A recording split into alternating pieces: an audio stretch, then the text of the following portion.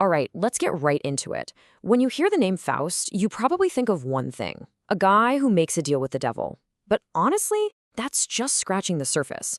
Goethe's masterpiece is so much bigger than that. It's this incredible exploration of human ambition, that restless feeling we all get. It's about the relentless drive to escape what we know and just experience everything else life has to offer. So this isn't just some spooky cautionary tale. It's really a story about the very core of what it means to strive. And boom, right here. This is the absolute key to understanding the whole thing. This one desire.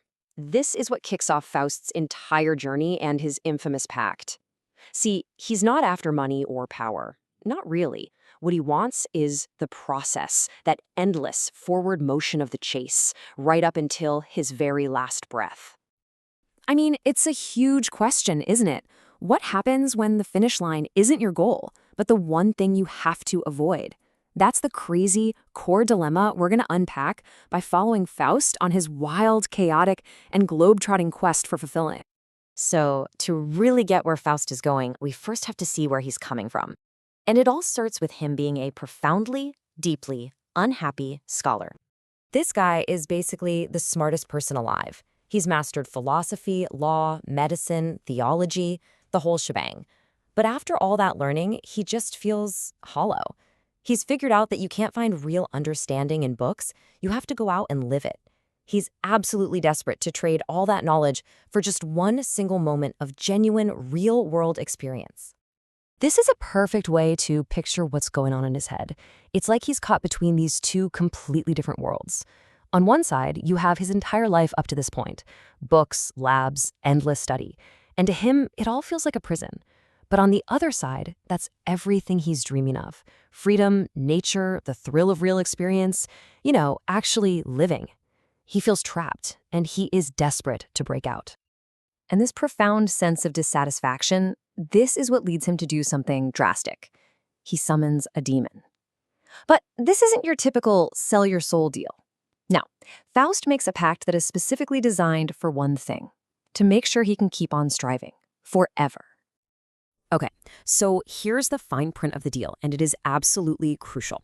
Mephistopheles can only take Faust's soul if, and only if, Faust has a moment so perfect, so beautiful, that he says, "Stay, I want this to last forever." Think about that. It's a bet against satisfaction itself. As long as Faust keeps moving, keeps wanting more, and never settles, he's safe. The second he finds true contentment, it's game over. And what's so brilliant is that Faust knows himself. He knows his own nature would make it impossible to just sit back and enjoy that perfect moment anyway. He recognizes that even if he found it, he'd immediately get nervous and restless and start looking for the next challenge. He's literally betting on his own built-in dissatisfaction to save his soul. So the deal is made, and Faust just throws himself into the world, head first. But his search isn't a straight line. Oh no, it is a wild, messy, and often destructive journey through every single part of the human experience. This timeline shows what's called his discontinuous pursuit, and it's a huge part of his story. You can see he doesn't build on his experiences. He just jumps from one completely separate life to another. He goes from a heartbreaking, tragic love affair to suddenly marrying a figure from Greek mythology, to then becoming a magical financial advisor to an emperor. The striving is constant, but the things he's striving for are totally disconnected. And all throughout this chaotic journey, you start to see a few key symbols pop up over and over again.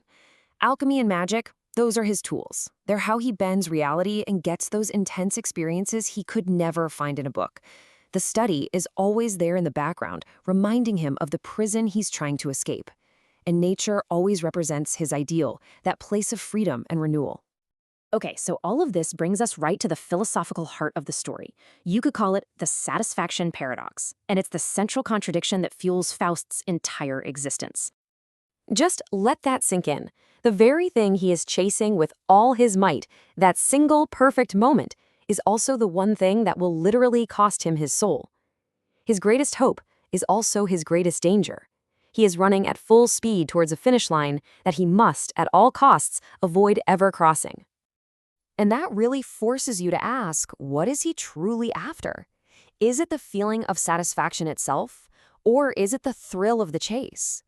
This is that core tension, that constant push and pull, that makes Faust such an unforgettable character.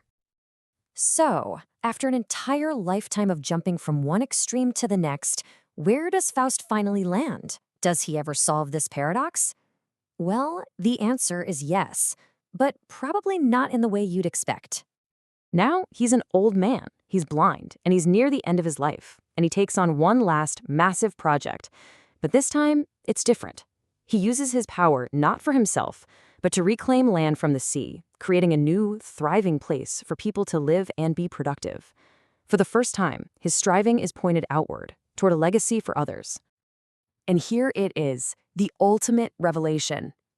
As he pictures this future community, his perfect moment of joy isn't found in seeing the finished product. It's found in the expectation of the result and the striving involved.